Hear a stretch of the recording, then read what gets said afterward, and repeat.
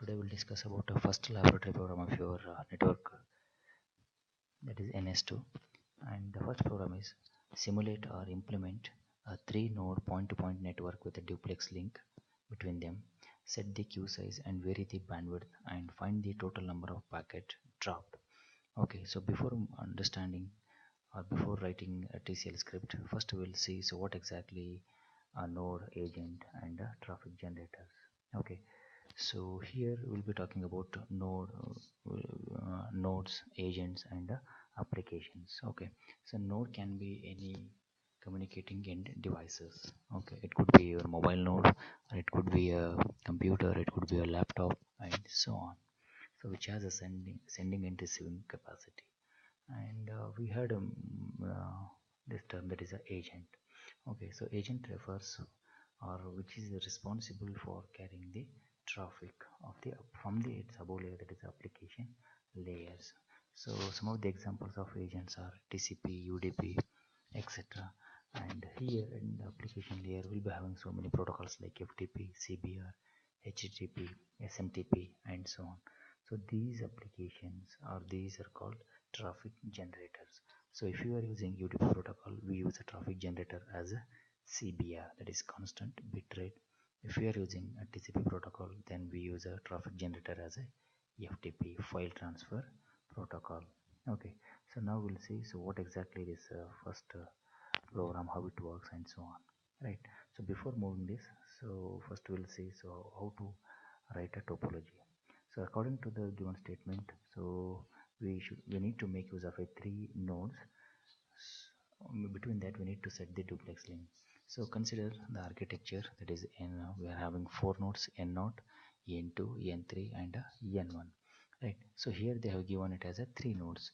To route the packet from source to destination, we need a router. So for that reason we are using one more node as a router. So hence we are using totally 4 nodes to simulate this NS2 program. That is n0, n1 treated as a source, n2 treated as a router, and n3 is treated as a destination. So between this n0 and n2, so we have set a duplex link. So having a capacity of 10 MB with a queue size of 10, and the link or duplex link between this n2 and n3 is having a capacity of 1 MB with a queue size of 5, and we have created one more duplex link between this n1 and n2 having a capacity of 10 MB with a queue size of 10. Okay, and to this n0 we have attached UDP 0 and CBR 0. So here UDP 0 is the agent and UDP 1 is the agent which is attached to n1, and here null is the agent which is attached to n3. So CBR 0 and CBR 1 are the traffic generators, so which are responsible for generating the traffic. Okay, so now the question is why the packets are going to be dropped. Because the link which exists between the n0 and n2 is having capacity of 10 MB, but the link which exists between the n2 and n3 is of 1 MB. Hence, so the bandwidth which is available between this n2 and n3 is lesser than the bandwidth of the between the n0 and en2. Hence, if the packet coming from this router, if it exceeds 1 MB, more than 1 MB, then the packets are going to be dropped, because here the packets coming at a speed of a 10 MB. So here the bandwidth is available just 1 MB. Hence the packets are going to be dropped. We need to calculate so the total number of packets dropped at a node number 2 or a router. Okay, so let us see so how to write the TCL script and all. Right, so first line, set ns space new simulator. Okay, so here this line is used to create the new simulator object. Okay, so here s should be capital, it should be in a capital letter. So next 2 lines is used to open the trace file with a write mode. So here the w stands for write mode. Okay, and the next 2 lines are used to open the nam file. So here with the again write mode w. Okay, so object creation is done, trace file opening is done, next nam file opening is done. Next need to create the nodes. So how to create the nodes? By using this general syntax, that is set variable space $ns node. So n0, n1, n2 and n3 are the variables. So according to our statement we are using, so how many nodes? That is we are using 4 nodes. Okay, that is n0, n1, n2 and n3. So hence I am creating 4 nodes, that is n0, n1, n2 and n3. Okay, so need to set the, or we need to define the colors, because the packets which are coming from this UDP0 or CBR or from this N node should be need to be distinguished from the packets which are coming from the CBR1 or a UDP1 or this N1, right? So by default it will be in a black color, right? So to distinguish from the one packet from another packet from these different nodes, we are going to define the colors. How to define the colors? $ns color 1 space in double quotes name of the color, that is here we are using red color. Next $ns color 2 space double quotes again name of the color. So we are defining color 1 as a red and color 2 as a blue. Next we need to label the nodes, that is n0, n1, n2 and n3. So n0 and n1 we have treated as a source with having different agents like UDP0 and UDP1. So n2 is treated as a router to route the packets. So n3 is labeled as a destination with a null agent. Okay, and we need to set the bandwidth between the different nodes. So let us have a look. N0 and N2, that is how much capacity? 10 MB. N1 and N2 again 10 MB. N2 and N3, that is a 1 MB. So what kind of link? It is a duplex link. Fine. That is how to set $ns duplex link between N0 and N2 is 10 MB 300 milliseconds with a drop tail. So here this 10 MB is the capacity of the link which exists between the N0 and N2, and this 10 MB is the bandwidth or the capacity, and this 300 milliseconds is the propagation delay, and drop tail is the queuing interface or a type of a queue. And same thing like $ns duplex link between n1 and n2 is again 10 MB, and propagation delay is again 300 milliseconds, and the queuing type is again drop tail. Fine. Next $ns duplex link between n2 and n3 1 MB 300 milliseconds, again queue interface is a drop tail. Next we need to define the queue limit between n0 and n2, n1, n2, n2 and n3. How to set? $ns set queue limit between what? N0 and n2 is how much? It is 10. Next $ns set queue limit between n1 and n2, again 10. Next $ns set queue limit between n2 and n3 is 5. Okay. Next we need to attach the agent to this nodes n0, n1 and n3. UDP0 is attached to n0. Next CBR0 is attached to UDP0. Then UDP1 is attached to n1. Then CBR1 is attached to UDP1. Then n3 is null is attached to n3 is attached to null. Fine. Set UDP0 space new agent slash UDP. Okay. So this A should be in a capital letter and UDP should be in a capital letters. Okay, fine. So where to attach this UDP0? To N0. So UDP0 is attached to N0. Next need to attach this UDP0 CBR0 to UDP0, because UDP0 is attached to N0. So this CBR0 is need to be attached to UDP0. How to set? Set CBR0 space new application slash traffic slash CBR. So A should be in a capital letter and T should be in a capital letter and CBR should be in a capital letter. That is $CBR0 is attached to UDP0. Fine. So this is all about node number 0. Okay. Next set null3 space new agent slash null. A should be in a capital letter and N should be in a capital letter. So this null3 is attached to node number 3 because because this is our destination. Okay, next UDP1 is attached to node 1. Okay, so what kind of traffic we are using? That is again CBR1. So CBR1 is again attached to UDP1. Okay, so this is for node number 1. UDP1 is attached to node 1, then CBR1 is attached to again UDP1.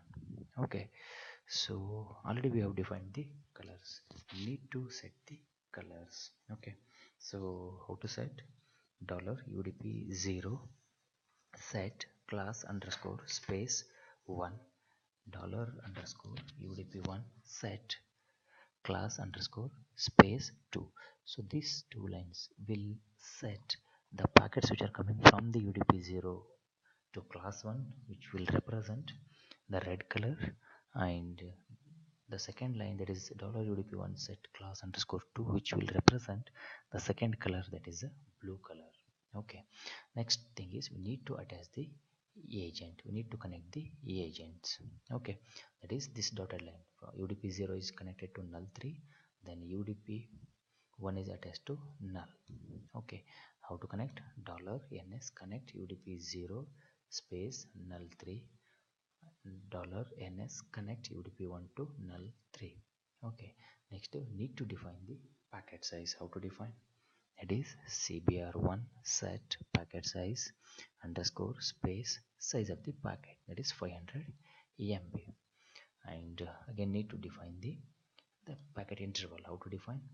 $CBR set interval underscore space 0.005 seconds. Okay, so this complete process is called a termination procedure or process finish. Okay, by defining globally ns, enf, and tf. Okay, so here this $ns flush trace is called a simulator method.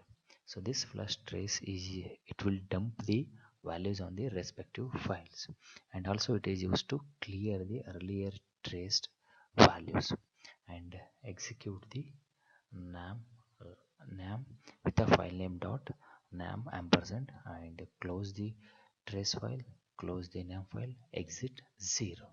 Exit, or you can say this exit 0 is used to exit from the process finish, or by default this exit will be 0. Okay, close it. And next, so these two lines, that is $ns at 0.01 space double quotes $CBR0 should start. It means these two lines are called schedulers. CBR0 is scheduled at a 0.01 second. During this time it will release the packets, and during this time CBR1 will release the packet, and the complete simulation is going to be finished during this time period, that is 10.0. Okay, next $ns run. And one more thing we need to concentrate is with respect to the file name. So here we need to take care about these file names, that is lab1 file, lab1.tr, lab1.nam. So this lab1 is the file name, so here also it should be same, that is lab1.nam. Okay, so this is all about your TCL script. So now let us see so how to write a AWK script.